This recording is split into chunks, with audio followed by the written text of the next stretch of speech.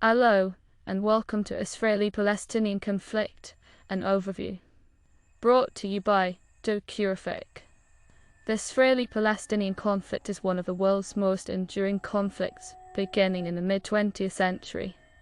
Various attempts have been made to resolve the conflict as part of the Israeli-Palestinian peace process, alongside other efforts to resolve the broader Arab-Israeli conflict.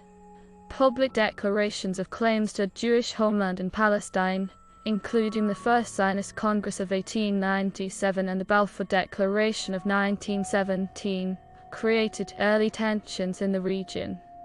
Following World War I, the mandate for Palestine included a binding obligation for the establishment in Palestine of a national home for the Jewish people. Tensions grew into open sectarian conflict between Jews and Arabs. The 1947 United Nations partition plan for Palestine was never implemented and provoked the Palestine War. The current Israeli-Palestinian status quo began following Israeli military occupation of the Palestinian territories in the 1967 Six-Day War. Progress was made towards a two-state solution with the Oslo Accords, but occupation and blockade of the Gaza Strip since 2005 continues. Final status issues include the status of Jerusalem, Israeli settlements, borders, security and water rights, as well as Palestinian freedom of movement and the Palestinian right of return. The violence of the conflict in the region incites of historic, cultural, and religious interest worldwide has been the subject of numerous international conferences dealing with historic rights, security issues, and human rights, and has been a factor hampering tourism in, and general access to, areas that are hotly contested. The majority of peace efforts have been centered around the two-state solution, which involves the establishment of an independent Palestinian state alongside Israel. However, public support for a two-state solution, which formerly enjoyed support from both Israeli Jews and Palestinians, has dwindled in recent years within Israeli and Palestinian society. The conflict generates a wide variety of views and opinions.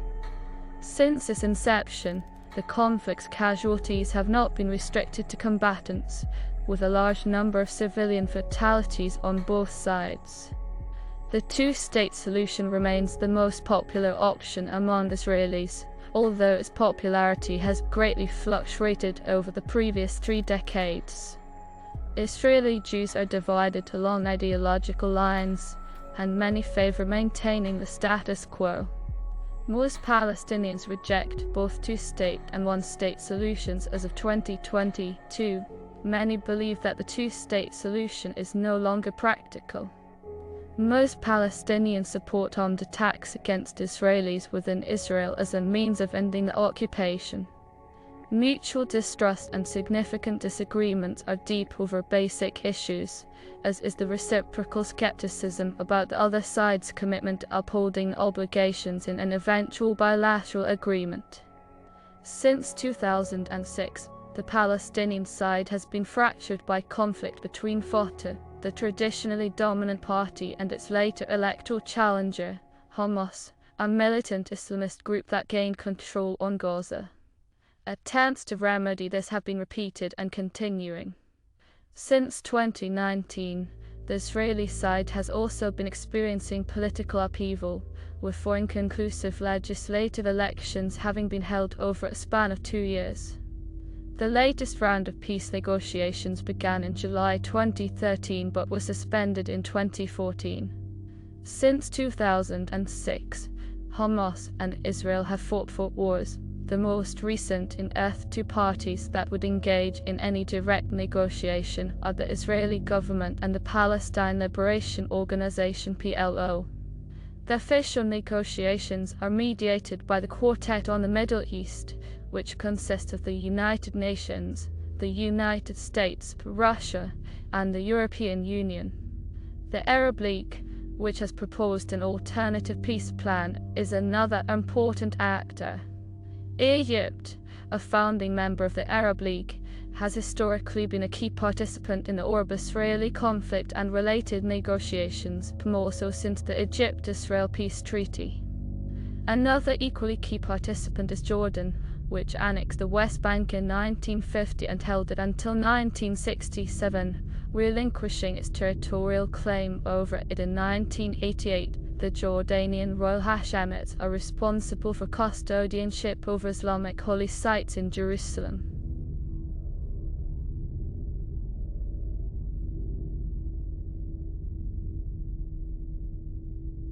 Background. The Israeli-Palestinian conflict has its roots in the late 19th and early 20th centuries, with the birth of major nationalist movements among the Jews and among the Arabs, both geared towards attaining sovereignty for their people in the Middle East. The Balfour Declaration was a public statement issued by the British government in 1917 during the First World War, announcing support for the establishment of a national home for the Jewish people in Palestine. The collision between those two movements in southern Levant upon the emergence of Palestinian nationalism after the Franco-Syrian War has escalated into the sectarian conflict in Mandatory Palestine in Urs and expanded into the wider Arab-Israeli conflict later, and the return of several hardline Palestinian Arab nationalists under the emerging leadership of Helmin al-Husseini from Damascus to Mandatory Palestine marked the beginning of Palestinian Arab nationalist struggle towards establishment of a national home for Arabs of Palestine. Helmin al-Husseini, the architect of the Palestinian Arab national movement, immediately marked Jewish national movement and Jewish emigration to Palestine as the sole enemy to his cause, initiating large-scale riots against the Jews as early as 1920 in Jerusalem and in 1921 in Jaffa. Among the results of the violence was the establishment of the Jewish paramilitary force Haganah. In 1929, a series of violent anti-Jewish riots was initiated by the Arab leadership. The riots resulted in massive Jewish casualties in Hebron and Safed, and the evacuation of Jews from Hebron and Gaza. In the early years, the Arab national struggle in Palestine had drawn many Arab nationalist militants from across the Middle East, such as Sheikh Izzuddin al-Qassem from Syria, who established the Black Hand militant group and had prepared the grounds for the 1936 Arab Revolt.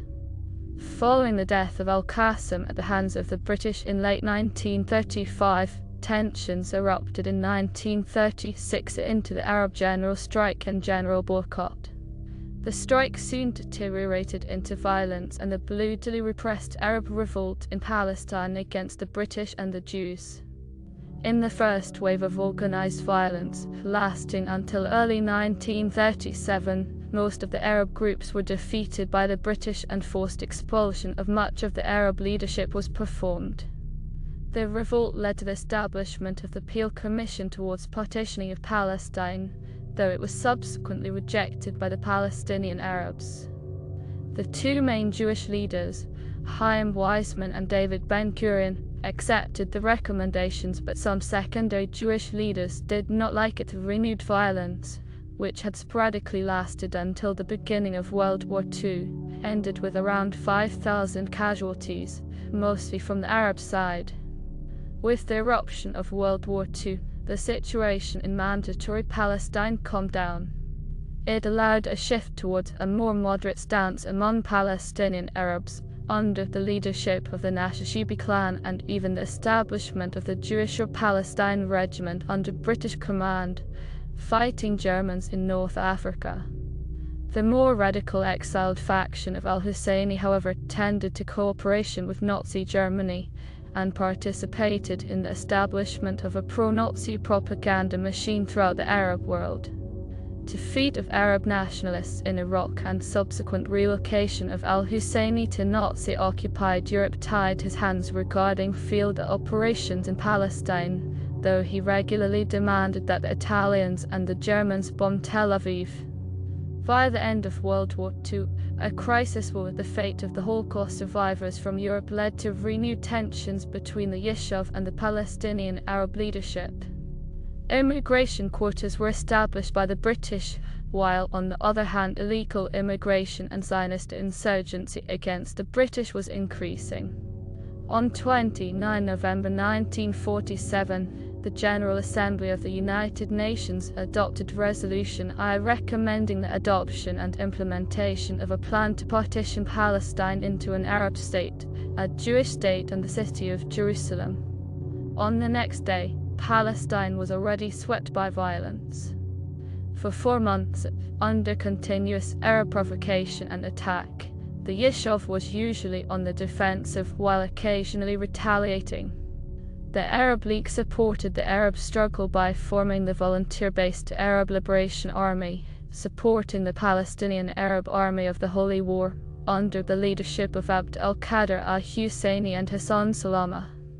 On the Jewish side, the civil war was managed by the major underground militias the Haganah, Irgun and Lee, strengthened by numerous Jewish veterans of World War I and foreign volunteers. By spring 1948, it was already clear that the Arab forces were nearing a total collapse, while Yishuv forces gained more and more territory, creating the large-scale refugee problem of Palestinian Arabs. Popular support for the Palestinian Arabs throughout the Arab world led to sporadic violence against Jewish communities of the Middle East and North Africa, creating an opposite refugee wave.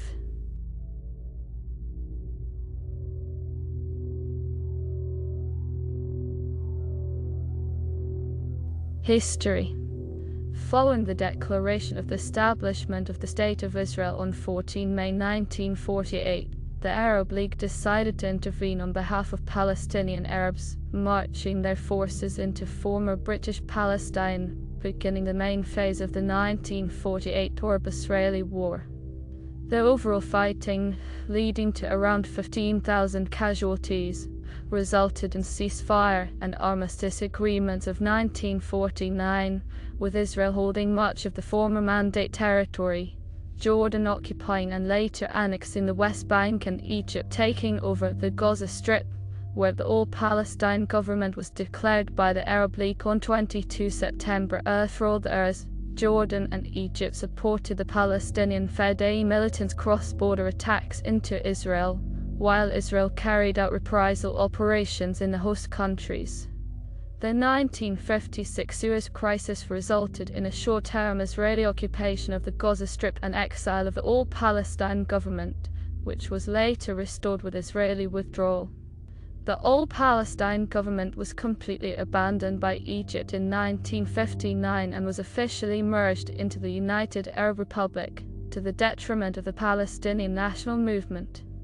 Gaza Strip then was put under the authority of the Egyptian military administrator, making it a de facto military occupation.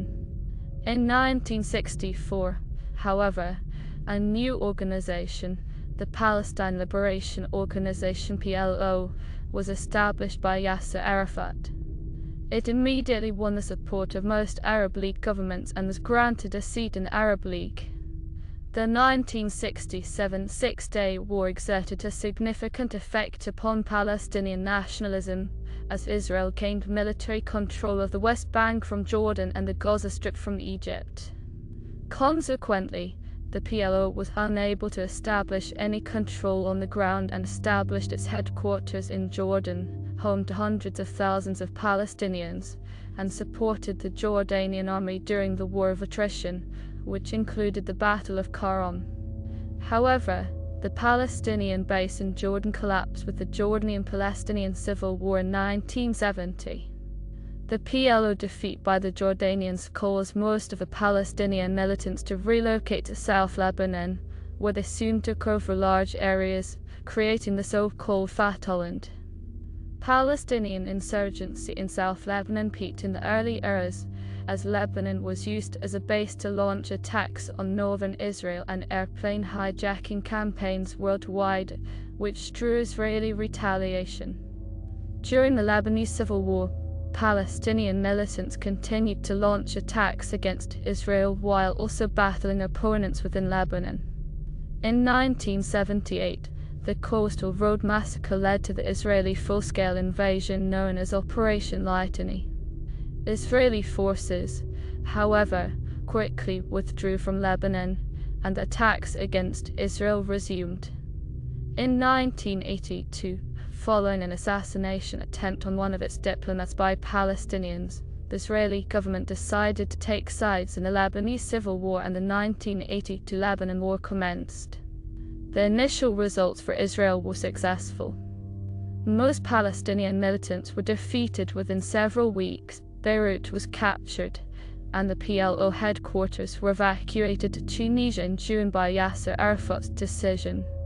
However, Israeli intervention in the civil war also led to unforeseen results, including small-scale conflict between Israel and Syria. By 1985, Israel withdrew to occupied a strip of South Lebanon, while the low-intensity conflict with Shia militants escalated. Those Iranian-supported Shia groups gradually consolidated into Hezbollah and Amal, operated against Israel, and allied with the remnants of Palestinian organizations to launch attacks on Galilee through the late years. By the years, Palestinian organizations in Lebanon were largely inactive. First Palestinian uprising began in 1987 as a response to escalating attacks and the endless occupation. By the early years, international efforts to settle the conflict had begun, in light of the success of the Egyptian-Israeli peace treaty of 1982.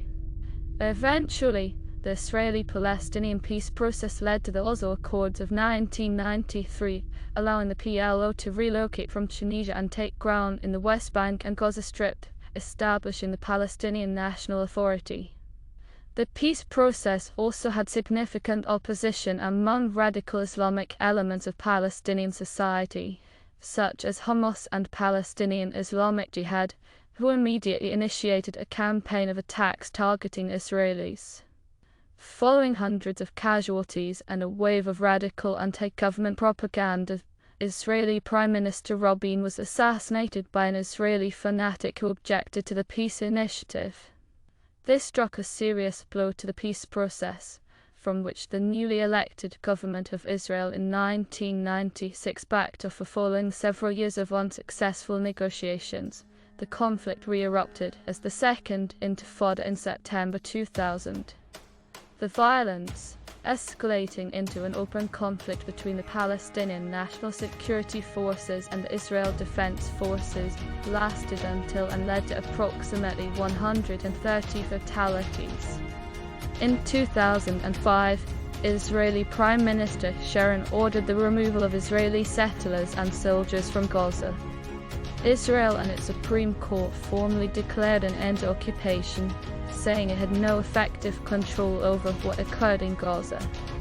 However, the United Nations, Human Rights Watch, and many other international bodies and NGOs continue to consider Israel to be the occupying power of the Gaza Strip, as Israel controls Gaza Strip's airspace, territorial waters, and controls the movement of people or goods in or out of Gaza by air or sea. In 2006, Hamas won a plurality of 44% in the Palestinian parliamentary election.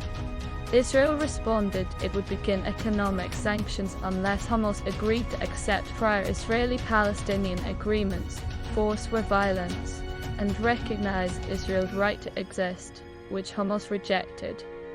After internal Palestinian political struggle between Fatah and Hamas erupted into the Battle of Gaza 2007, Hamas took full control of the area. In 2007, Israel imposed a naval blockade on the Gaza Strip, and cooperation with Egypt allowed a ground blockade of the Egyptian border. The tensions between Israel and Hamas escalated until late 2008, when Israel launched Operation Cast Lead upon Gaza, resulting in thousands of civilian casualties and billions of dollars in damage. By February 2009, a ceasefire was signed with international mediation between the parties, though the occupation and small and sporadic eruptions of violence continued. In 2011, a Palestinian Authority attempt to gain UN membership as a fully sovereign state failed. In Hamas-controlled Gaza, sporadic rocket attacks on Israel and Israeli air raids still take place. In November 2012, the representation of Palestine in UN was upgraded to a non-member observer state, and its mission title was changed from Palestine represented by PLO to State of Palestine.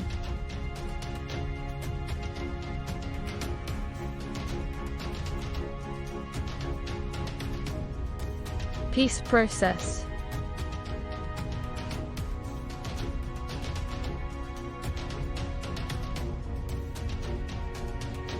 Oslo Accords 1993. In 1993, Israeli officials led by Yitzhak Rabin and Palestinian leaders from the Palestine Liberation Organization led by Yasser Arafat strove to find a peaceful solution through what became known as the Oslo Peace Process. A crucial milestone in this process was Arafat's letter of recognition of Israel's right to exist. In 1993, the Oslo Accords were finalized as a framework for future Israeli-Palestinian relations. The crux of the Oslo Agreement was that Israel would gradually cede control of the Palestinian territories over to the Palestinians in exchange for peace. The Oslo process was delicate and progressed in fits and starts. The process took a turning point at the assassination of Yitzhak Rabin and finally unraveled when Arafat and Ehud Barak failed to reach agreement at Camp David in July 2000. Robert Malley, Special Assistant to US President Bill Clinton for Israeli Affairs, has confirmed that while Barak made no formal written offer to Arafat, the US did present concepts for peace which were considered by the Israeli side yet left unanswered by Arafat. The Palestinians' principal failing is that from the beginning of the Camp David summit onward they were unable either to say yes to the American ideas or to present a cogent and specific counter-proposal of their own. Consequently, there are different accounts of the proposals considered.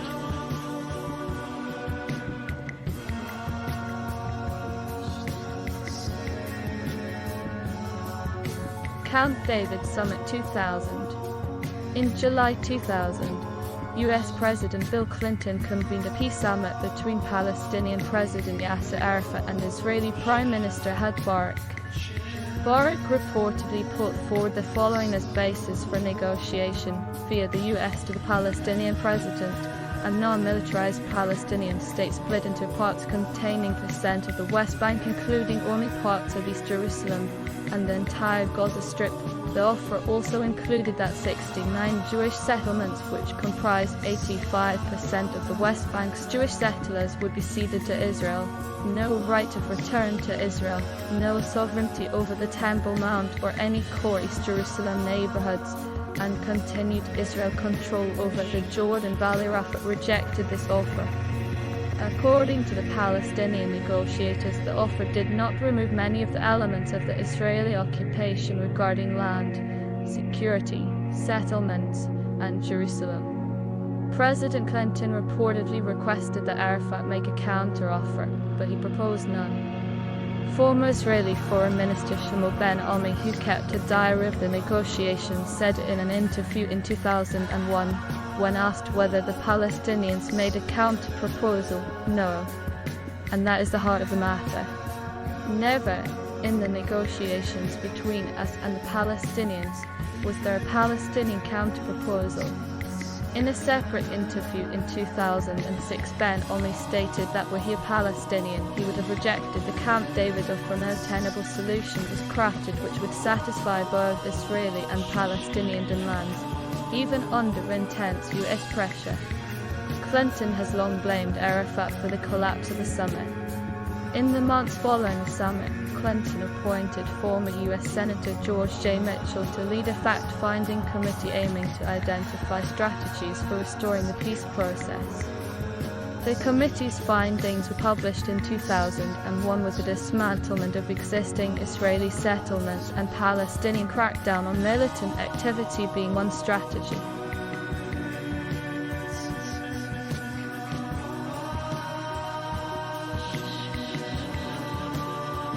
Developments following Camp David.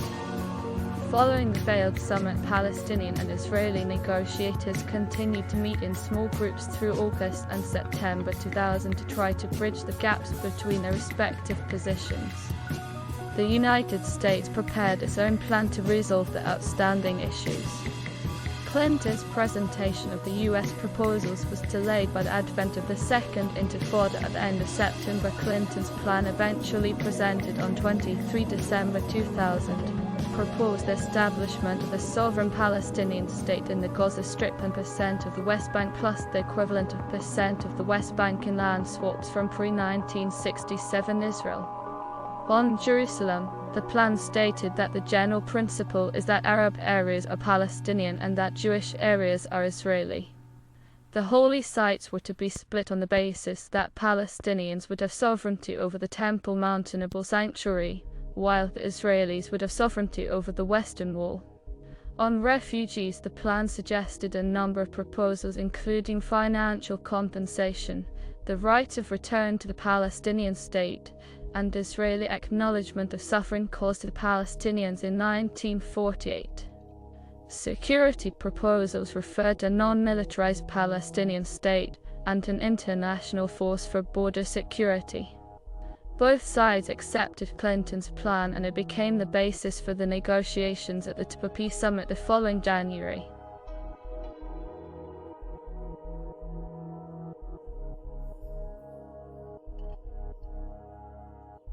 To this summit 2001. The Israeli negotiation team presented a new map at the TPP summit in TPP, Egypt in January 2001. The proposition removed the temporarily Israeli-controlled areas, and the Palestinian side accepted this as a basis for further negotiation. With Israeli elections looming, the talks ended without an agreement, but the two sides issued a joint statement attesting to the progress they had made. The sides declared that they have never been closer to reaching an agreement, and it is thus our shared belief that the remaining gaps could be bridged with the resumption of negotiations following the Israeli elections. The following month, the Likud Party candidate Ariel Sharon defeated Ehud Barak in the Israeli elections and was elected as Israeli Prime Minister on 7 February 2001. Sharon's new government chose not to resume the high-level talks.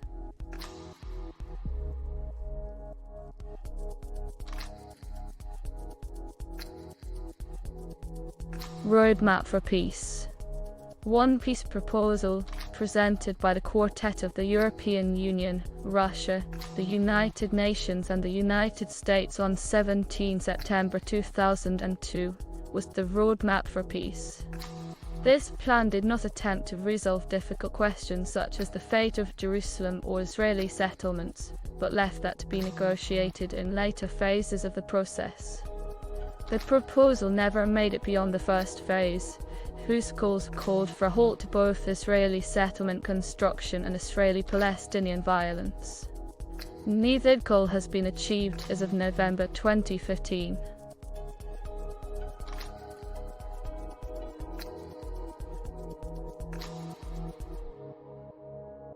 Arab Peace Initiative.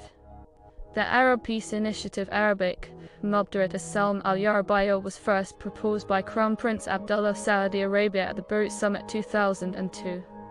The Peace Initiative is a proposed solution to the Arab-Israeli conflict as a whole, and the Israeli-Palestinian conflict in particular. The initiative was initially published on 28 March 2002 at the Beirut Summit, and agreed upon again in 2007 in the Riyadh Summit.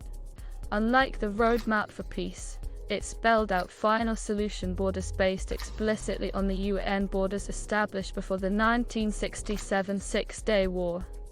It offered full normalization of relations with Israel in exchange for the withdrawal of its forces from all the occupied territories, including the Golan Heights, to recognize an independent Palestinian state with East Jerusalem as its capital in the West Bank and Gaza Strip, as well as a just solution for the Palestinian refugee. A number of Israeli officials have responded to the initiative with both support and criticism. The Israeli government has expressed reservations on red line issues such as the Palestinian refugee problem, homeland security concerns, and the nature of Jerusalem. However, the Arab League continues to raise it as a possible solution, and meetings between the Arab League and Israel have been held.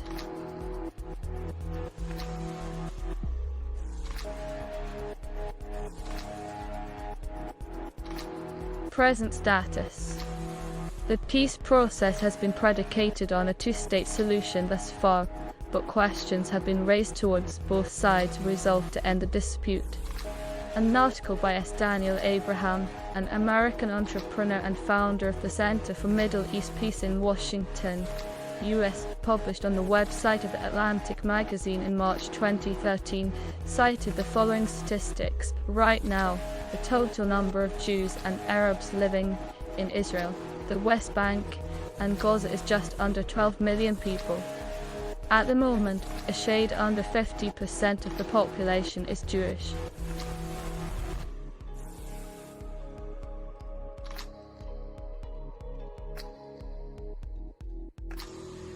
Israel's settlement policy. Israel has had its settlement growth and policies in the Palestinian territories harshly criticized by the European Union, citing it as increasingly undermining the viability of the two-state solution and running in contrary to the Israeli stated commitment to RODNAE negotiations. In December 2011, all the regional groupings on the UN Security Council named continued settlement construction and settler violence as disruptive to the resumption of talks, a call viewed by Russia as a historic step. In April 2012, international outrage followed Israeli steps to further entrench the Jewish settlements in the West Bank, including East Jerusalem, which included the publishing of tenders for further settler homes and the plan to legalize settler outposts.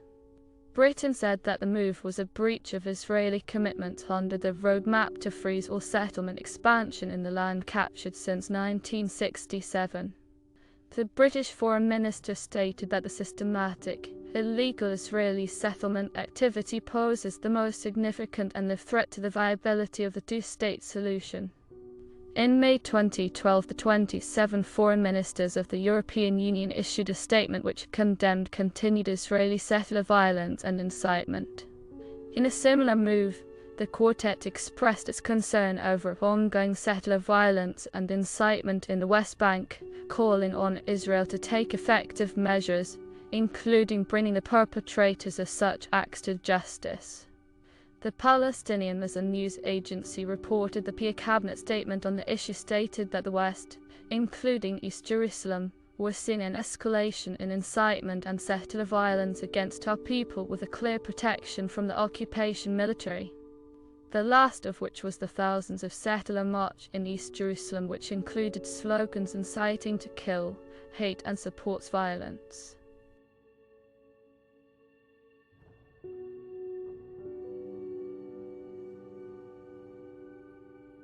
Israeli military police. In a report published in February 2014 covering incidents over the 3-year period of Amnesty International asserted that Israeli forces employed reckless violence in the West Bank and in some instances appeared to engage in willful killings which would be tantamount to war crimes. Besides the numerous fatalities, Amnesty said at least 261 Palestinians, including 67 children, had been gravely injured by Israeli use of live ammunition. In this same period, 45 Palestinians, including 6 children, had been killed.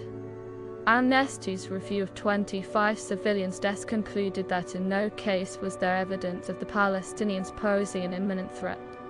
At the same time, over 8,000 Palestinians suffered serious injuries from other means, including rubber-coated metal bullets. Only one IDF soldier was convicted, killing a Palestinian attempting to enter Israel illegally. The soldier was demoted and given a 1-year sentence with a 5-month suspension.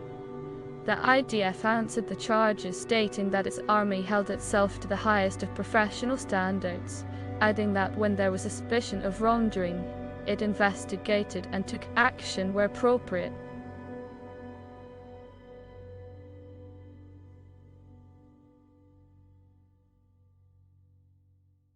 Incitement.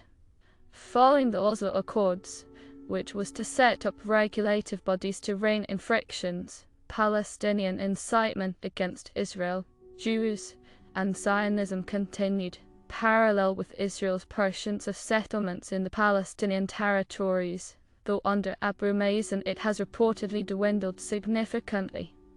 Charges of incitement have been reciprocal, both sides interpreting media statements in the Palestinian and Israeli press as constituting incitement.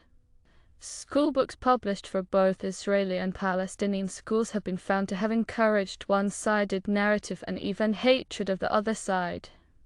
Perpetrators of murderous attacks, whether against Israelis or Palestinians, often find strong vocal support from sections of their communities despite varying levels of condemnation from politicians. Both parties to the conflict have been criticized by third parties for teaching incitement to their children by downplaying each side's historical ties to the area, teaching propagandist maps, or indoctrinate their children to one day join the armed forces.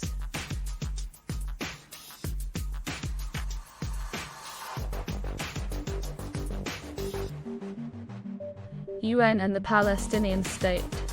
The PLO have campaigned for full member status for the state of Palestine at the UN and for recognition on the 1967 borders.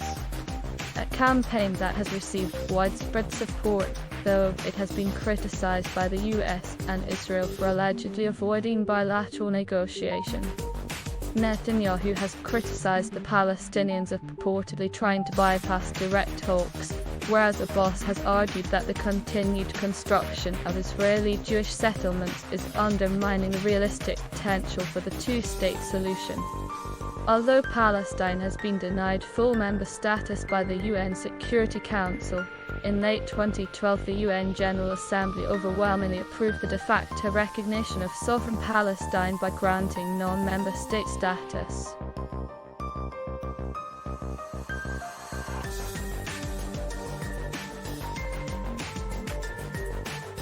Public support. Polling data has produced mixed results regarding the level of support among Palestinians for the two-state solution. A poll was carried out in 2011 by the Hebrew University. It indicated that support for a two-state solution was growing among both Israelis and Palestinians. The poll found that 58% of Israelis and 50% of Palestinians supported a two-state solution based on the Clinton parameters, compared with 47% of Israelis and 39% of Palestinians in 2003, the first year the poll was carried out. The poll also found that an increasing percentage of both populations supported an end-to-violence percent of Palestinians and 70% of Israelis expressing their support for an end-to-violence, an increase of 2% for Israelis and 5% for Palestinians from the previous year.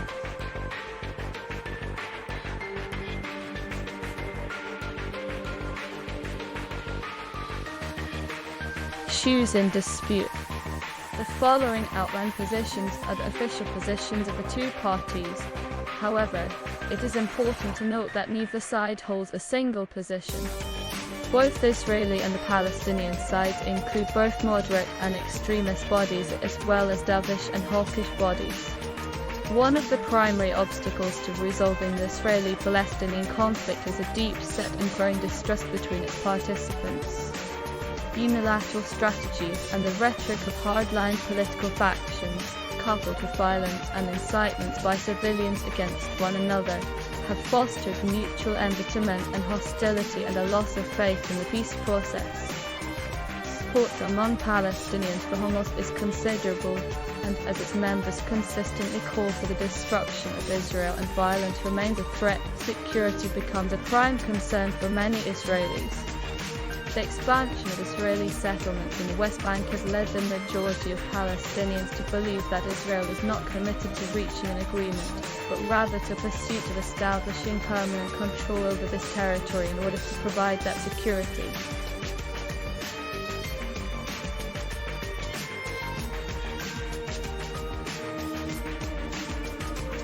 Jerusalem. The control of Jerusalem is a particularly delicate issue, with each side asserting claims over the city. The three largest Abrahamic religions, Judaism, Christianity, and Islam, hold Jerusalem as an important setting for their religious and historical narratives. Jerusalem is the holiest city for Judaism, being the former location of the Jewish temples on the Temple Mount and the capital of the ancient Israelite kingdom. For Muslims, Jerusalem is the third holiest site, being the location of Isra and Mizra event and the Al-Aqsa Mosque. For Christians, Jerusalem is the site of Jesus' crucifixion and the Church of the Holy Sepulchre. The Israeli government, including the Knesset and Supreme Court, is located in the new city of West Jerusalem and has been since Israel's founding in 1948.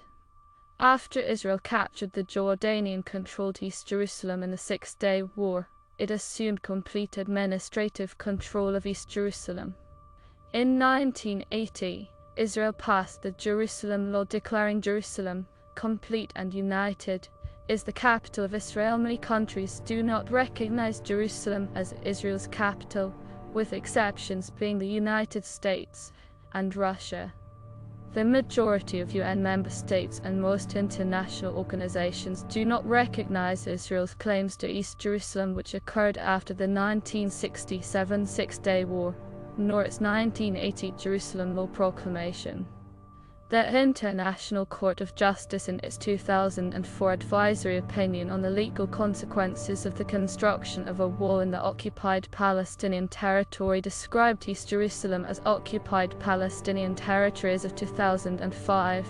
There were more than 719,000 people living in Jerusalem. 465,000 were Jews, mostly living in West Jerusalem, and 232,000 were Muslims, mostly living in East Jerusalem at the Camp David and the Summits Inn.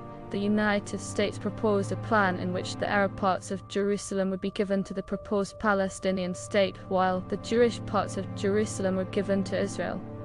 All archaeological work under the Temple Mount would be jointly controlled by the Israeli and Palestinian governments.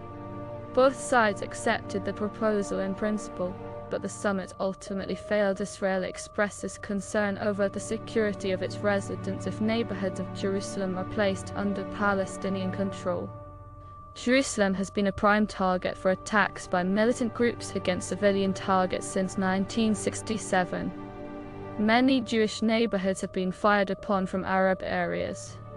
The proximity of the Arab areas, if these regions were to fall in the boundaries of a Palestinian state, would be so close as to threaten the safety of Jewish residents.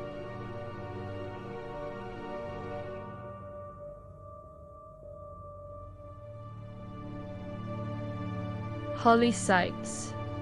Israel has concerns regarding the welfare of Jewish holy places under possible Palestinian control.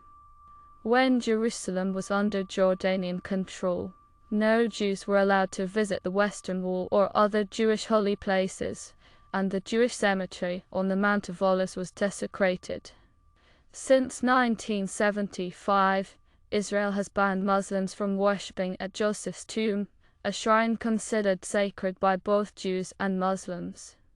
Settlers established a yeshiva, installed a Torah scroll, and covered the mihrab. During the Second Intifada, the site was looted and burned. Israeli security agencies routinely monitor and arrest Jewish extremists that plan attacks, though many serious incidents have still occurred. Israel has allowed almost complete autonomy to the Muslim Trust Waqf over the Temple Mount. Palestinians have voiced concerns regarding the welfare of Christian and Muslim holy places under Israeli control. Additionally, some Palestinian advocates have made statements alleging that the Western Wall tunnel was reopened with the intent of causing the mosque's collapse.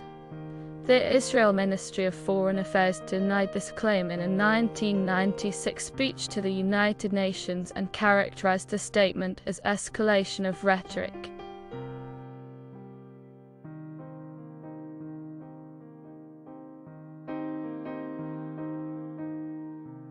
Palestinian refugees.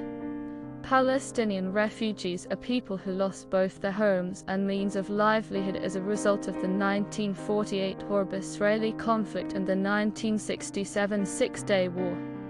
The number of Palestinians who fled or were expelled from Israel following its creation was estimated at 711,000 in 1949. Descendants of these original Palestinian refugees are also eligible for registration and services provided by the United Nations Relief and Works Agency for Palestine Refugees in the Near East UNRWA, and as of 2010 number 4.7 million people. Between 350,000 and 400,000 Palestinians were displaced during the 1967 Arab-Israeli War. A third of the refugees live in recognized refugee camps in Jordan, Lebanon, Syria, the West Bank and the Gaza Strip.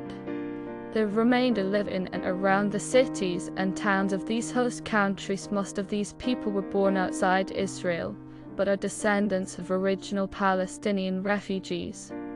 Palestinian negotiators, such as Yasser Arafat, have so far publicly insisted that refugees have a right to return to the places where they lived before 1948 and 1967, including those within the 1949 armistice lines, citing the Universal Declaration of Human Rights and UN General Assembly Resolution 194 as evidence.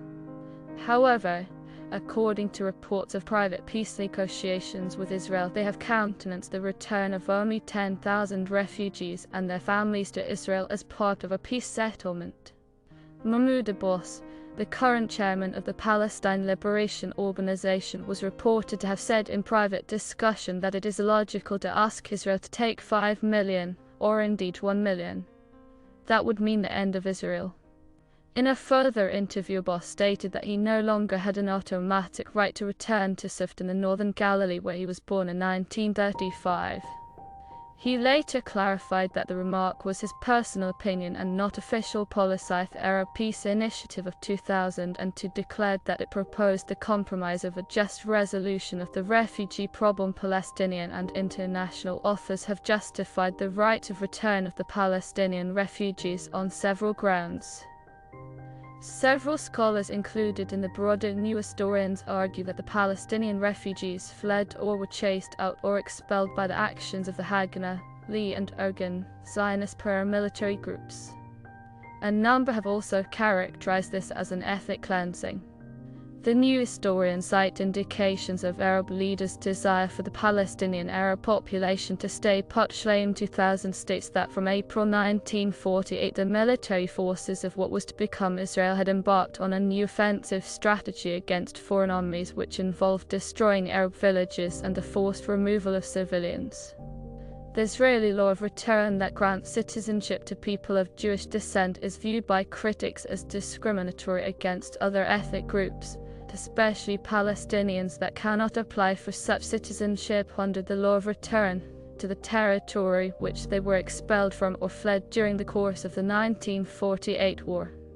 According to the UN Resolution 194, adopted in 1948, the refugees wishing to return to their homes and live at peace with their neighbors should be permitted to do so at the earliest practicable date, and that compensation should be paid for the property of those choosing not to return and for loss of or damage to property which, under principles of international law or in equity, should be made good by the governments or authorities responsible.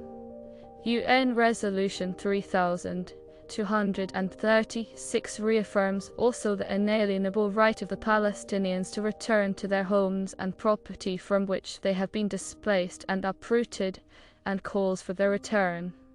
Resolution 242 from the UN affirms the necessity for achieving a just settlement of the refugee problem.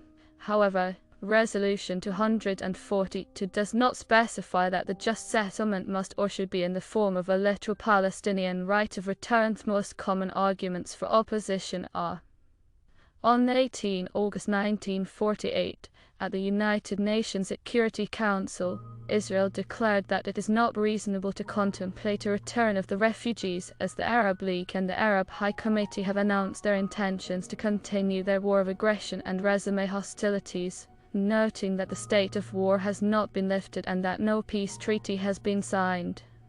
However, Israel accepted the next year the return of some of the refugees, notably through the annexation of the Gaza Strip or by absorbing 100 of them in exchange of a peace treaty. The Arab countries refused the proposal, demanding a complete return. The Israeli government asserts that the Arab refugee problem is largely caused by the refusal of all Arab governments except Jordan to grant citizenship to Palestinian Arabs who reside within those countries' borders. This has produced much of the poverty and economic problems of the refugees, according to NFA documents. The Palestinian refugee issue is handled by a separate authority from that handling other refugees, that is, by UNRWA and not the UNHCR. Most of the people recognizing themselves as Palestinian refugees would have otherwise been assimilated into the country of current residency and would not maintain their refugee state if not for the separate entities. Concerning the origin of the Palestinian refugees, the Israeli government said that during the 1948 war the Arab Higher Committee and the Arab states encouraged Palestinians to flee in order to make it easier to rout the Jewish state, or that they did so to escape the fight by fear. The Palestinian narrative is that refugees were largely expelled and dispossessed by Jewish militias and by the Israeli army. Historians still debate the causes of the 1948 Palestinian exodus. Notably, historian Benny Morris states that most of less than 700,000 refugees fled because of the flail of war and expected to return home shortly after a successful Arab invasion. He documents instances in which Arab leaders advised the evacuation of entire communities, as happened in Haifa. In his scholarly work, however, he does conclude that there were expulsions which were carried out. Morris considers the displacement the result of a national conflict initiated by the Arabs themselves. In a 2004 interview with Haaretz, he described the exodus as largely resulting from an atmosphere of transfer that was promoted by Ben-Gurion and understood by the military leadership. He also claimed that there are circumstances in history that justify ethnic cleansing. He has been criticized by political scientist Norman Finkelstein for having seemingly changed his views for political, rather than historical, reasons. Since none of the 900,000 Jewish refugees who fled anti-Semitic violence in the Arab world was ever compensated or repatriated by their former countries of residence, no objection on the part of Arab leadership precedent has been set whereby it is the responsibility of the nation which accepts the refugees to assimilate them.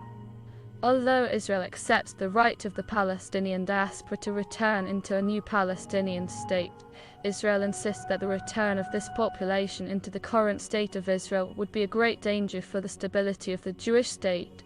An influx of Palestinian refugees would lead to the destruction of the state of Israel.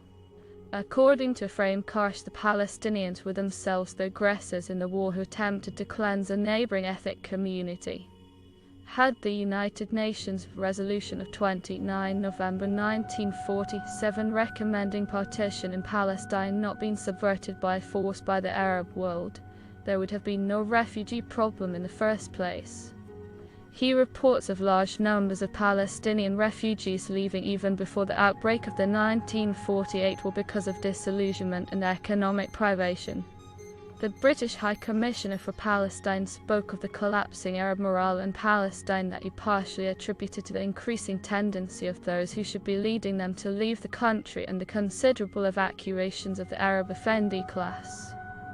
Huge numbers of Palestinians were also expelled by their leadership to prevent them from becoming Israeli citizens, and in Haifa and Tiberias, tens of thousands of Arabs were forcibly evacuated on the instructions of the Arab Higher Committee.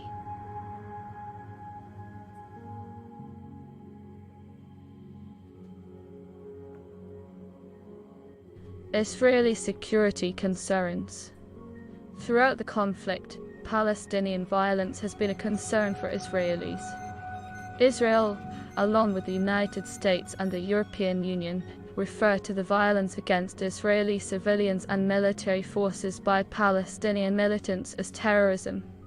The motivations behind Palestinian violence against Israeli civilians are many, and not all violent Palestinian groups agree with each other on specifics. Nonetheless, a common motive is the desire to destroy Israel and replace it with a Palestinian Arab state. The most prominent Islamist groups, such as Hamas and Palestinian Islamic Jihad, view the Israeli-Palestinian conflict as a religious jihad. Suicide bombing have been used as a tactic among Palestinian organizations like Hamas, Islamic Jihad, and the Al-Aqsa Martyrs Brigade, and certain suicide attacks have received support among Palestinians as high as 84%. In Israel, Palestinian suicide bombers have targeted civilian buses, restaurants, shopping malls, hotels and marketplaces. From 1993 to 2003, 303 Palestinian suicide bombers attacked Israel. The Israeli government initiated the construction of a security barrier following scores of suicide bombings and terrorist attacks in July 2003. Israel's coalition government approved the security barrier in the northern part of the Green Line between Israel and the West Bank. According to the IDF, since the erection of the fence, terrorist acts have declined by approximately since 2001. The threat of Qassam rockets fired from Palestinian territories into Israel continues to be of great concern for Israeli defense officials. In Earthia, following Israel's disengagement from the Gaza Strip, the Israeli government recorded 1,726 such launches, more than 4 times the total of rockets fired in 2005. As of January 2009, over 8,600 rockets have been launched, causing widespread psychological trauma and disruption of daily life. Over 500 rockets and mortars hit Israel in January-September 2010, and over 1,947 rockets hit Israel in January-November 2012. According to a study conducted by University of Haifa, 1 in 5 Israelis have lost a relative or friend in a Palestinian terrorist attack. There is significant debate within Israel about how to deal with the country's security concerns. Options have included military action, including targeted killings and house demolitions of terrorist operatives, diplomacy, unilateral gestures toward peace, and increased security measures such as checkpoints, roadblocks and security barriers. The legality and the wisdom of all of the above tactics have been called into question by various commentators since mid-June 2007. Israel's primary means of dealing with security concerns in the West Bank has been to cooperate with and permit United States-sponsored training, equipping, and funding of the Palestinian Authority's security forces, which, with Israeli help, have largely succeeded in quelling West Bank supporters of Hamas.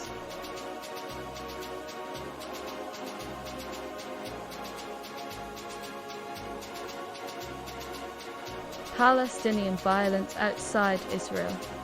Some Palestinians have committed violent acts over the globe on the pretext of the struggle against Israel. During the late years, the PLO became increasingly infamous for its use of international terror.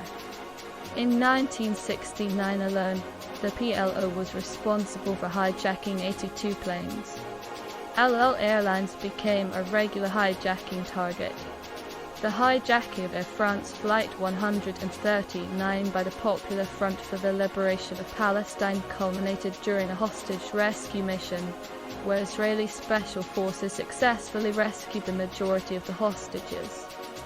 However, one of the most well-known and notorious terrorist acts was the capture and eventual murder of 11 Israeli athletes during the 1972 Olympic Games.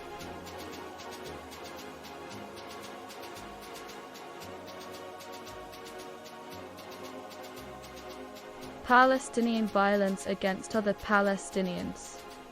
Fighting among rival Palestinian and Arab movements has played a crucial role in shaping Israel's security policy towards Palestinian militants, as well as in the Palestinian leadership's own policies.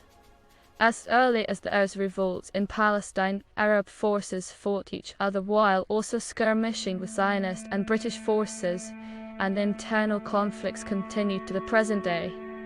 During the Lebanese Civil War, Palestinian Ba'athists broke from the Palestine Liberation Organization and allied with the Shia Mole movement, fighting a bloody civil war that killed thousands of Palestinians in the First Intifada. More than 1,000 Palestinians were killed in a campaign initiated by the Palestine Liberation Organization to crack down on suspected Israeli security service informers and collaborators. The Palestinian Authority was strongly criticized for its treatment of alleged collaborators, rights groups complaining that those labeled collaborators were denied fair trials. According to a report released by the Palestinian Human Rights Monitoring Group, less than 45% of those killed were actually guilty of informing for Israel's policies towards suspected collaborators contravene agreements signed by the Palestinian leadership. Article 5 Oslo I agreement states, Palestinians who have maintained contact with the Israeli authorities will not be subjected to acts of harassment, violence, retribution, or prosecution. The provision was designed to prevent Palestinian leaders from imposing retribution on fellow Palestinians who had worked on behalf of Israel during the occupation of the West Bank and Gaza Strip. In the Gaza Strip, Hamas officials have tortured and killed thousands of Fatah members and other Palestinians who opposed their rule. During the Battle of Gaza, more than 150 Palestinians died over a 4-day period. The violence among Palestinians was described as a civil war by some commentators. By 2007, more than 600 Palestinian people had died during the struggle between Hamas and Fatah.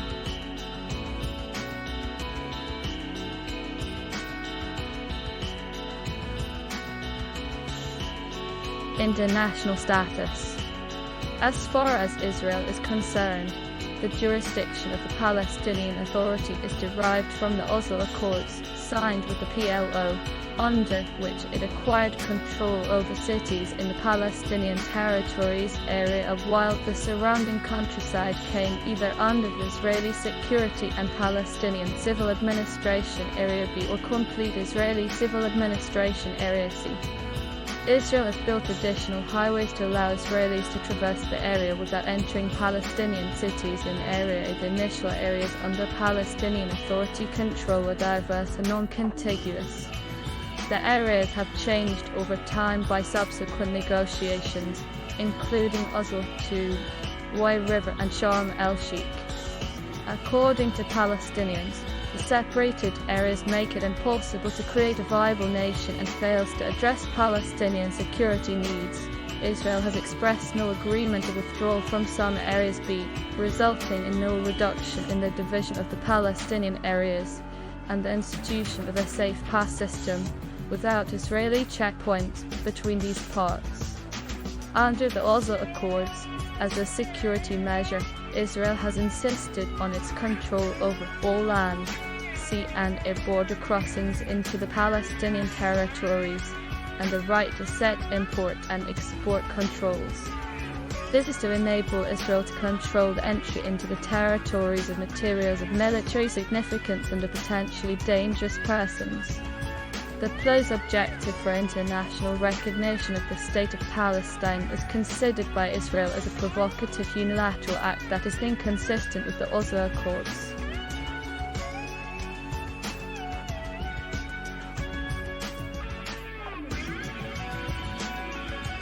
Water resources. In the Middle East, water resources are of great political concern. Since Israel receives much of its water from two large underground aquifers which continue under the Green Line, the use of this water has been contentious in the Israeli-Palestinian conflict. Israel withdraws most water from these areas, but it also supplies the West Bank with approximately 40 million cubic meters annually, contributing to 77% of Palestinians' water supply in the West Bank, which is to be shared for a population of about 2.6 million, while Israel's consumption of this water has decreased since it began its occupation of the West Bank. It still consumes the majority of it in the earth. Israel consumed 95% of the water output of the Western Aquifer, and 82% of that produced by the Northeastern Aquifer. Although this water was drawn entirely on Israel's own side of the pre-1967 border, The sources of the water are nevertheless from the shared groundwater basins located under both West Bank and Israel, and also I accord. Both sides agreed to maintain existing quantities of utilization from the resources. In so doing, the Palestinian Authority established the legality of Israeli water production in the West Bank, subject to a Joint Water Committee (JWC). Moreover, Israel obligated itself in this agreement to provide water to supplement Palestinian production, and further agreed to allow additional Palestinian drilling in the Eastern Aquifer, also subject to the Joint Water Committee. Many Palestinians countered that the Oslo I agreement was intended to be a temporary resolution and that it was not intended to remain in effect more than a decade later. In 1999, Israel's Ministry of Foreign Affairs said it continued to honor its obligations under the interim agreement. The water that Israel receives comes mainly from the Jordan River system, the Sea of Galilee, and to underground sources. According to 2003 BBC article, the Palestinians lack access to the Jordan River system according to a report of 2008 by the Food and Agriculture Organization of the United Nations.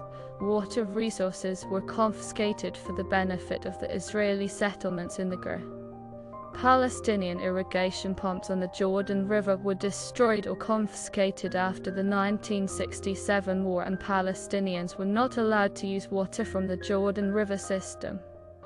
Furthermore, the authorities did not allow any new irrigation wells to be drilled by Palestinian farmers, while it provided fresh water and allowed drilling wells for irrigation purposes at the Jewish settlements in the West Bank and Gaza Strip. A report was released by the UN in August 2012, and Max Gaillard, the UN resident and humanitarian coordinator in the occupied Palestinian territory, explained at the launch of the publication, Gaza will have 500,000 more people by 2020, while its economy will grow only slowly.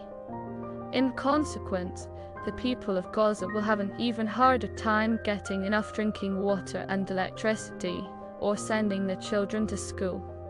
Gaillard, present alongside Jean Goff of the UN Children's Fund UNICEF, and Robert Turner of the UN Relief and Works Agency for Palestinian Refugees in the Near East UNRWA. The report projects that Gaza's population will increase from 1.6 million people to 2.1 million people in 2020, leading to a density of more than 5,800 people per square kilometer.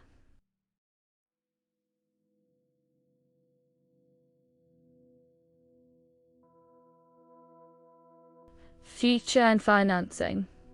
Numerous foreign nations and international organizations have established bilateral agreements with the Palestinian and Israeli water authorities. It is estimated that a future investment of about $1 for the West Bank and Urban is needed for the planning period from 2003 to in order to support and improve the water sector in the Palestinian territories. A number of bilateral and multilateral agencies have been supporting many different water and sanitation programs. There are 3 large seawater desalination plants in Israel and 2 more scheduled to open before 2014. When the 4th plant becomes operational, 65% of Israel's water will come from desalination plants, according to Minister of Finance Dr. Yuval Steinitz in late 2012. A donation of $21.60 million was announced by the government of the Netherlands. The Dutch government stated that the funds would be provided to the UN Relief and Works Agency for Palestinian Refugees in the Near East UNRWA, for the specific benefit of Palestinian children. An article published by the UN news website stated that, of the $21.60 million, $5.70 will be allocated to UNRWA's 2012 emergency appeal for the occupied Palestinian territory, which will support programs in the West Bank and Gaza aiming to mitigate the effects on refugees of the deteriorating situation they face.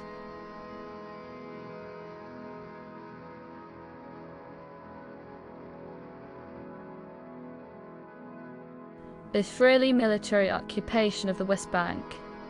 Occupied Palestinian territory is the term used by the United Nations to refer to the West Bank, including East Jerusalem, and the Gaza Strip territories, which were captured by Israel during the 1967 Six-Day War, having formerly been controlled by Egypt and Jordan. The Israeli government uses the term disputed territories to argue that some territories cannot be called occupied, as no nation had clear rights to them and there was no operative diplomatic arrangement when Israel acquired them in June 1980. Israel annexed East Jerusalem. Israel has never annexed the West Bank, apart from East Jerusalem or Gaza Strip, and the United Nations has demanded the termination of all claims or states of belligerency and respect for an acknowledgement of the sovereignty, territorial integrity and political independence of every state in the area, and their right to live in peace within secure and recognized boundaries free from threats or acts of force, and that Israeli forces withdraw from territories occupied in the recent conflict. The meaning and intent of the latter phrase is disputed. See interpretations. It has been the position of Israel that the most Arab-populated parts of West Bank without major Jewish settlements, as well as the entire Gaza Strip, must eventually be part of an independent Palestinian state. However, the precise borders of the state are in question. At Camp David, for example, then Israeli Prime Minister Barak offered Arafat an opportunity to establish a non-militarized Palestinian state. The proposed state would consist of 77% of the West Bank split into 2 or 3 areas, followed by an increase of percent of the West Bank after 6 to 21 years, autonomy, but not sovereignty for some of the Arab neighborhoods of East Jerusalem surrounded by Israeli territory, the entire Gaza Strip, and the dismantling of most settlements. Arafat rejected the proposal without providing a counteroffer. A subsequent settlement proposed by President Clinton offered Palestinian sovereignty over 94 to 96% of the West Bank, but was similarly rejected with 52 objections. The Arab League has agreed to the principle of minor and mutually agreed land swaps as part of a negotiated two-state settlement based on June 1967 borders. Official U.S. policy also reflects the ideal of using the 1967 borders as a basis for an eventual peace agreement. Some Palestinians claim they are entitled to all of the West Bank, Gaza Strip, and East Jerusalem. Israel says it is justified in not ceding all this land because of security concerns, and also because the lack of any valid diplomatic agreement at the time means that ownership and boundaries of this land is open for discussion. Palestinians claim any reduction of this claim is a severe deprivation of their rights. In negotiations, they claim that any moves to reduce the boundaries of this land is a hostile move against their key interests. Israel considers this land to be in dispute and feels the purpose of negotiations is to define what the final borders will be. Other Palestinian groups, such as Hamas, have in the past insisted that Palestinians must control not only the West Bank, Gaza Strip, and East Jerusalem, but also all of Israel proper. For this reason, Hamas has viewed the peace process as religiously forbidden and politically inconceivable.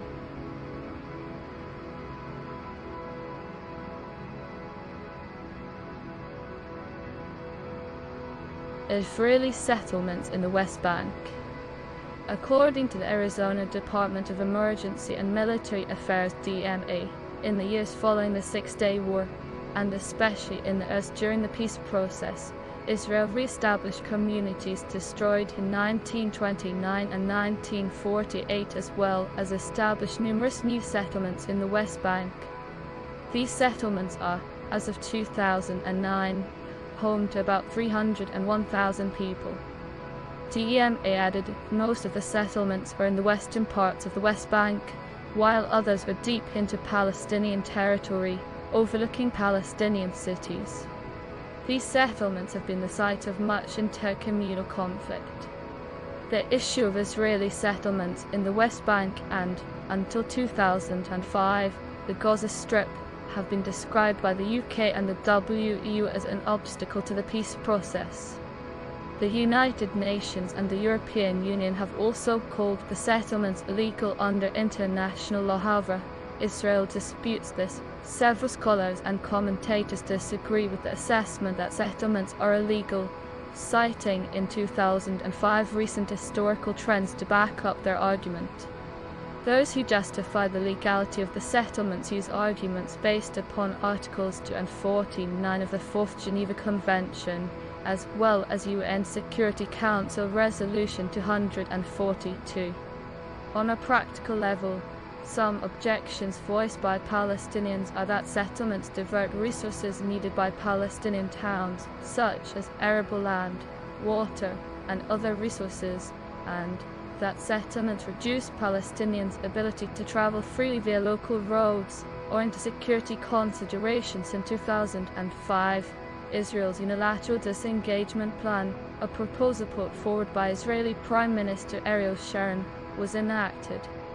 All residents of Jewish settlements in the Gaza Strip were evacuated, and all residential buildings were demolished. Israel's position that it needs to retain some West Bank land and settlements as a buffer in case of future aggression, and Israel's position that some settlements are legitimate as they took shape when there was no operative diplomatic arrangement, and thus they did not violate any agreement. Former U.S. President George W. Bush has stated that he does not expect Israel to return entirely to the 1949 armistice lines because of new realities on the ground. One of the main compromise plans put forth by the Clinton administration would have allowed Israel to keep some settlements in the West Bank, especially those which were in large blocks near the pre-1967 borders of Israel. In return, Palestinians would have received some concessions of land in other parts of the country. The Obama administration viewed a complete freeze of construction in settlements on the West Bank as a critical step toward peace. In May and June 2009, President Barack Obama said, "The United States does not accept the legitimacy of continued Israeli settlements," and the Secretary of State, Hillary Clinton, stated that the president wants to see a stop to settlements and at some settlements, not outposts, not natural growth exceptions. However, Obama has since declared that the United States will no longer press Israel to stop West Bank settlement construction as a precondition for continued peace process negotiations with the Palestinian Authority.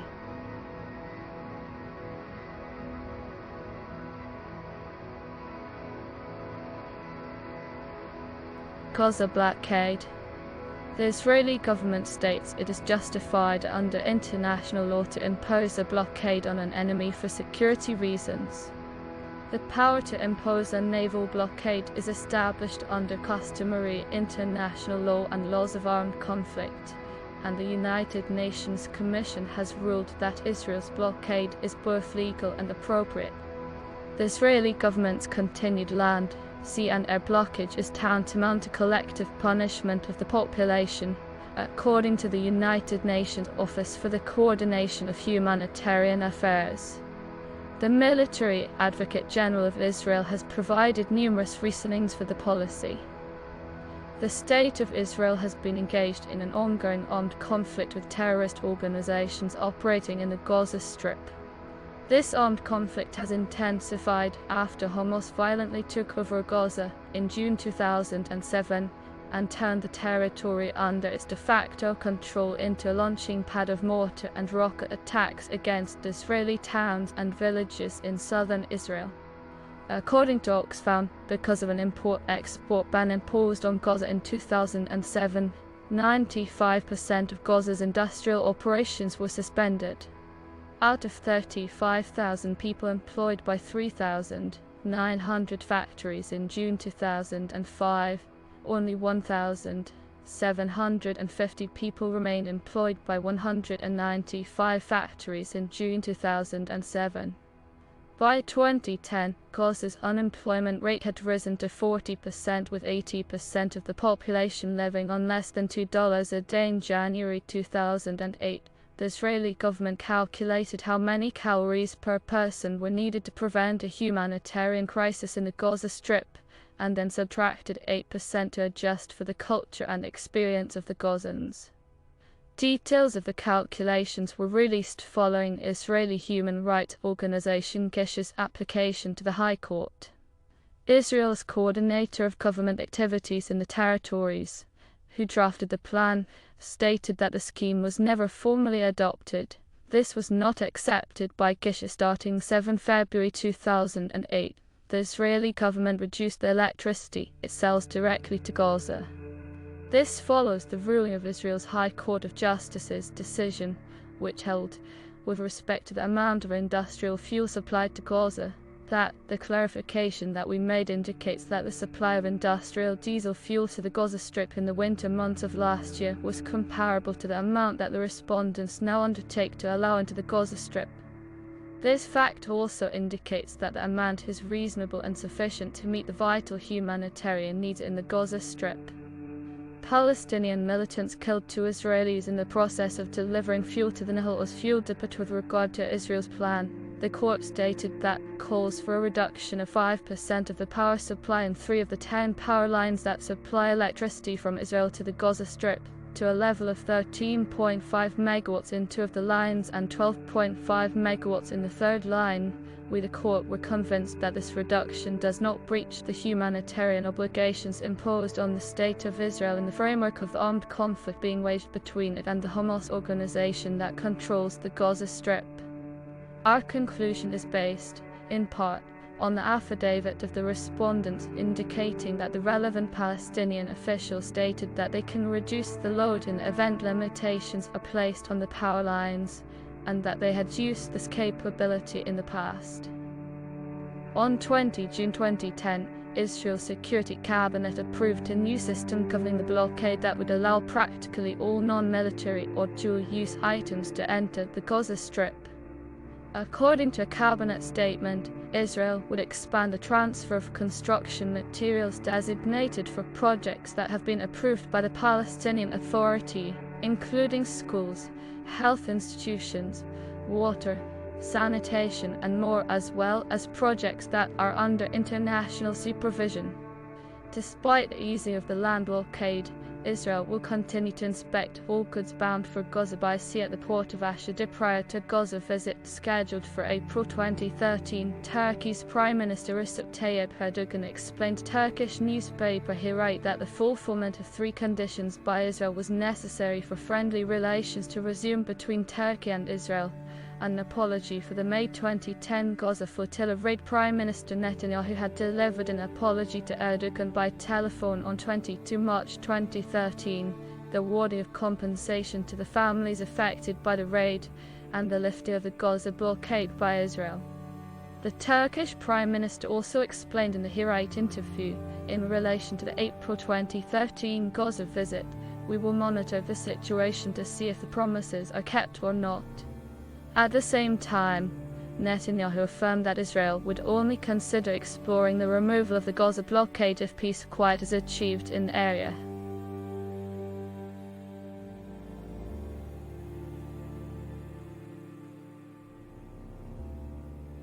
Agriculture. Since the beginning of the Israeli-Palestinian conflict, the conflict has been about land. When Israel became a state after the war in 1948, 77% of Palestine's land was used for the creation of the state. The majority of those living in Palestine at the time became refugees in other countries, and this first land crisis became the root of the Israeli-Palestinian conflict. Because the root of the conflict is with land, the disputes between Israel and Palestine are well manifested in the agriculture of Palestine. In Palestine, agriculture is a mainstay in the economy. The production of agricultural goods supports the population's sustenance needs and fuels Palestine's export economy. According to the Council for European-Palestinian Relations, the agricultural sector formally employs 13.4% of the population and informally employs 90% of the population. Over the past 10 years, unemployment rates in Palestine have increased and the agricultural sector became the most impoverished sector in Palestine. Unemployment rates peaked in 2008 when they reached 41% in Gaza. Palestinian agriculture suffers from numerous problems, including Israeli military and civilian attacks on farms and farmers, blockades to exportation of produce and importation of necessary inputs, widespread confiscation of land for nature reserves, as well as military and settler use, confiscation and destruction of wells, and physical barriers within the West Bank.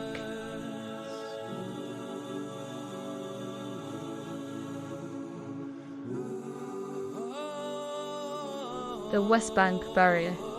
With the construction of the separation barrier, the Israeli state promised free movement across regions. However, border closures, curfews, and checkpoints has significantly restricted Palestinian movement. In 2012, there were 99 fixed checkpoints and 310 flying checkpoints. The border restrictions impacted the imports and exports in Palestine and weakened the industrial and agricultural sectors because of the constant Israeli control in the West Bank and Gaza. In order for the Palestinian economy to be prosperous, the restrictions on Palestinian land must be removed. According to The Guardian and a report for World Bank, the Palestinian economy lost half of the annual GDP to Israeli restrictions in the West Bank alone. You feel your soul lifted, but you're held to the ground. Boycotts. In Gaza, the agricultural market suffers from economic boycotts and border closures and restrictions placed by Israel. The Pause Minister of Agriculture estimates that around $1.20 billion were lost in September 2006 because of these security measures. There has also been an economic embargo initiated by the West on Hamas-led Palestine, which has decreased the amount of imports and exports from Palestine. This embargo was brought on by Hamas' refusal to recognize Israel's right to statehood. As a result, the PA's 160,000 employees have not received their salaries in over 1 year.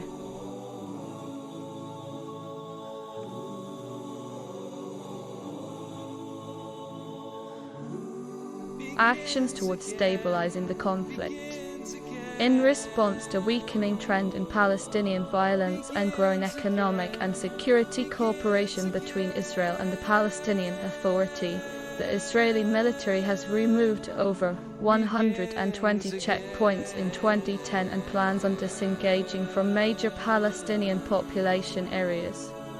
According to the IDF, terrorist activity in the West Bank decreased by 97% compared to violence in Israel. Efforts in the West Bank have significantly increased investor confidence, and the Palestinian economy grew 6.8% in 2009. Since the Second Intifada, Israel has banned Jewish Israelis from entering Palestinian cities. However, Israeli Arabs are allowed to enter West Bank cities on weekends. The Palestinian Authority has petitioned the Israeli military to allow Jewish tourists to visit West Bank cities as part of an effort to improve the Palestinian economy. Israeli General Avi Mizrahi spoke with Palestinian security officers while touring malls and soccer fields in the West Bank. Mizrahi gave permission to allow Israeli tour guides into Bethlehem, a move intended to contribute to the Palestinian and Israeli economies.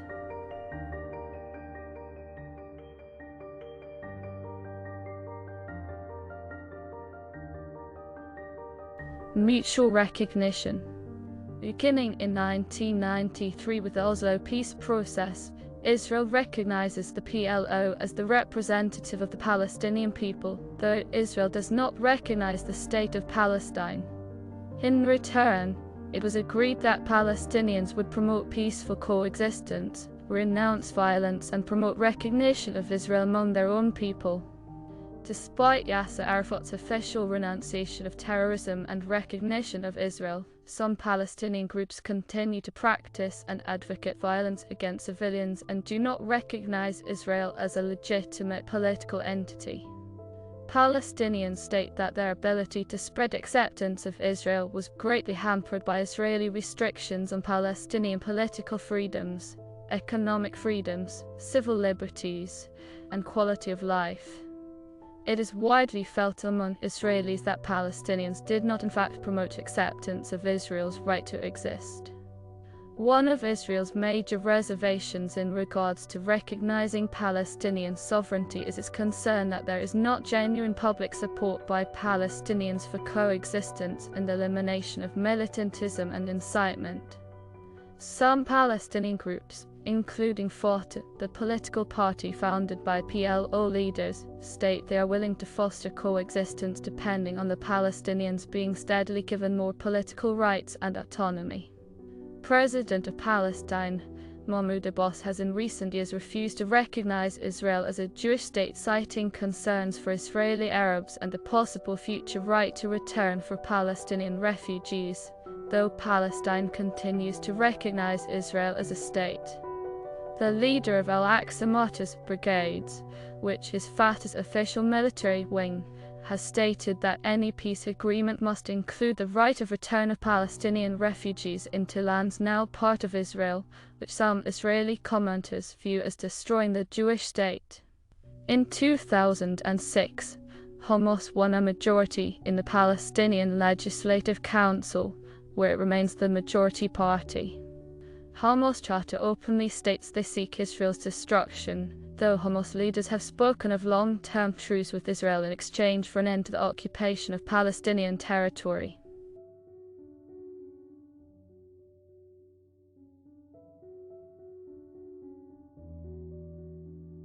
Government. The Palestinian Authority is considered corrupt by a wide variety of sources, including some Palestinians.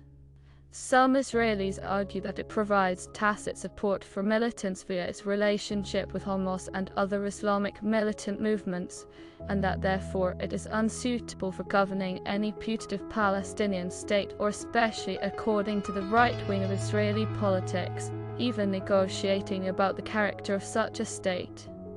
Because of that, a number of organizations, including the previously ruling Likud Party, declared they would not accept a Palestinian state based on the current PA.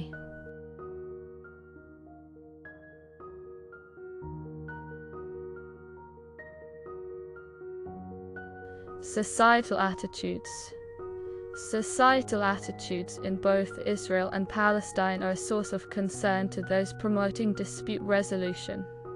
According to a June 2022 poll carried out by the Palestinian Center for Policy and Survey Research that asked Palestinians from the Gaza Strip and the West Bank, including East Jerusalem, which of the following means is the most effective means of ending the Israeli occupation and building an independent state, 50% supported armed struggle, 22% favored negotiations until an agreement could be reached, and 21% supported non-violent popular resistance. 59% of respondents cite the armed attack inside Israel carried out by Palestinians unaffiliated with known armed groups as contributing to ending the occupation. 37% disagree. Residents of the Gaza Strip, youth, students, low-income workers, public sector employees, and Hamas supporters are more likely to believe that armed attacks contribute to the national interest. An unconditional resumption of Palestinian-Israeli negotiations is opposed by 69% of Palestinians and supported by 22%. A return to dialogue with the new U.S. administration under Joe Biden is opposed by 65% of Palestinians, while 29% are in favor. The Israel Ministry of Foreign Affairs has expressed concerns that Hamas promote incitement against and overall non-acceptance of Israel, including promotion of violence against Israel.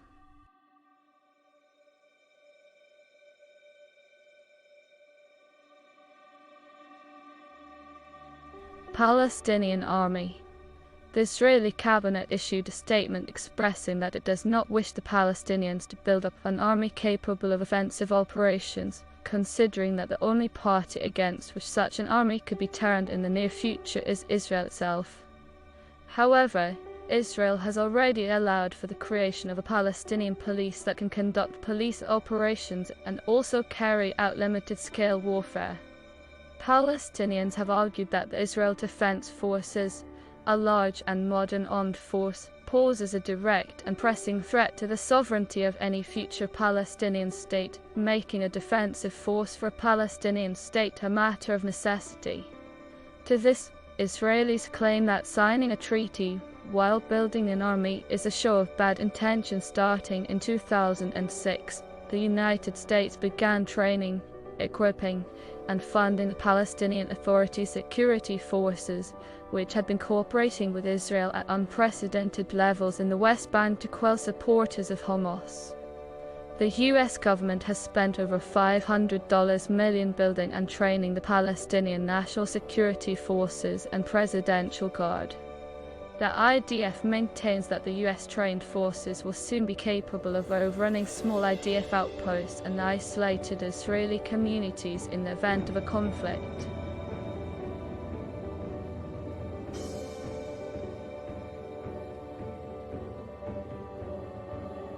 Fatalities. According to the United Nations Office for the Coordination of Human Affairs database, as of 25 October 2020, there have been 5,587 Palestinian and 249 Israeli fatalities since 1 January 2008.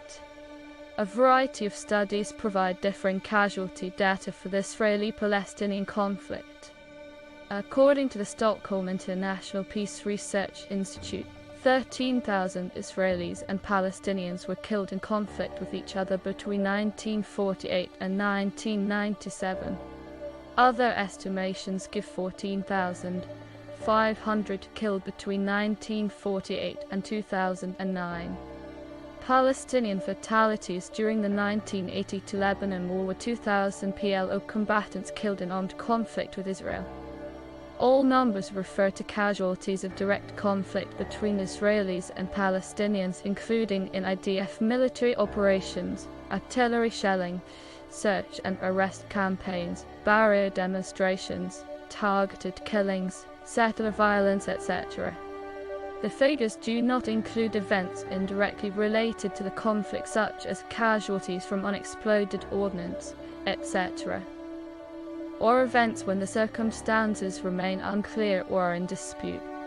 The figures include all reported casualties of all ages, and both genders. Figures include both Israeli civilians and security forces casualties in West Bank, Gaza and Israel.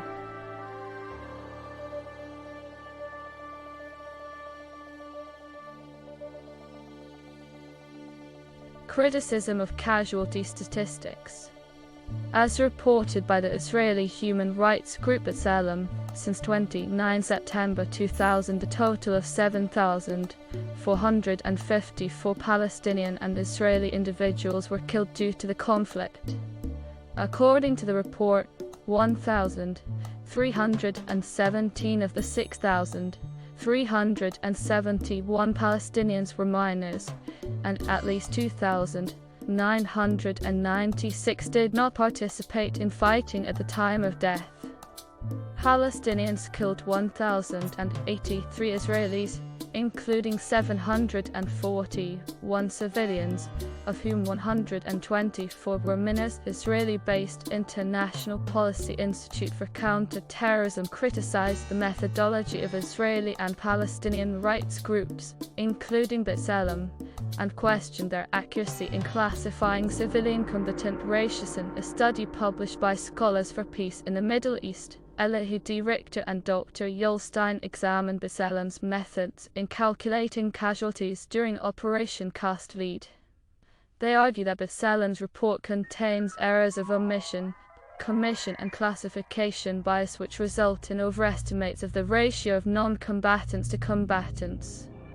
Stein and Richter claim the high male-female ratios among Palestinians, including those in their mid to late teens, suggests that the IDF classifications of combatant and non-combatant status are probably far more accurate than those of B'Tselem. A study on behalf of the International Policy Institute for Counter-Terrorism, Don Rada, suggested that almost all Palestinians killed in this conflict have been mullioned, absent any other reasonable explanation for such a non-random pattern of fatalities. It suggests that large numbers of Palestinian men and teenage boys made a choice to confront Israeli forces, even after many of their compatriots had been killed in such confrontations.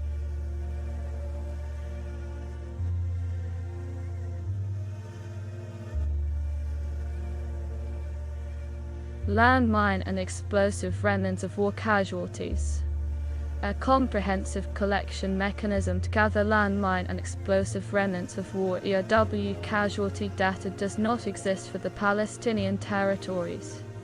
In 2009, the United Nations Mine Action Center reported that more than 2,500 mine and explosive remnants of war casualties occurred between 1967 and 1998, at least 794 casualties, 127 killed, 654 injured and 13 unknown occurred between 1999 and 2008, and that 12 people had been killed and 27 injured since the Gaza war. The UN Mine Action Center identified the main risks as coming from ERW left behind by Israeli aerial and artillery weapon systems, or from militant caches targeted by the Israeli forces.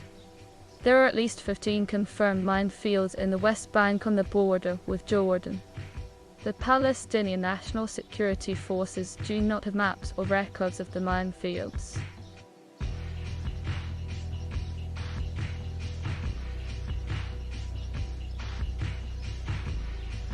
Explanatory notes.